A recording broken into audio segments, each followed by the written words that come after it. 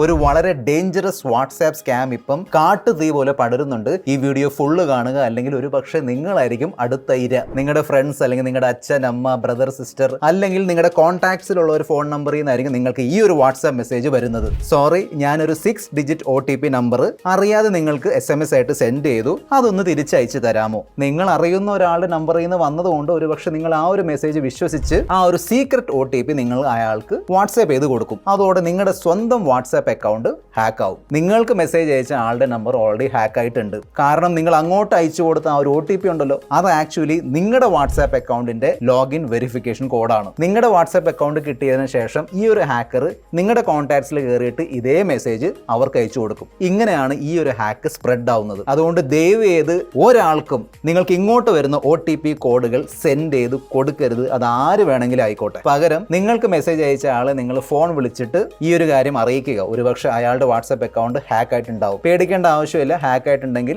ഒന്നോടെ വാട്സാപ്പിൽ ലോഗിൻ ചെയ്താൽ മതി. ഈ ഇൻഫോർമേഷൻ യൂസ്ഫുൾ ആയിരുന്നെങ്കിൽ ചാനൽ സബ്സ്ക്രൈബ് ചെയ്തിട്ട് ഈ വീഡിയോ നിങ്ങളുടെ എല്ലാ വാട്സാപ്പ് ഗ്രൂപ്പുകളിലേക്ക് ഷെയർ ചെയ്ത് കൊടുക്കുക. Stay safe.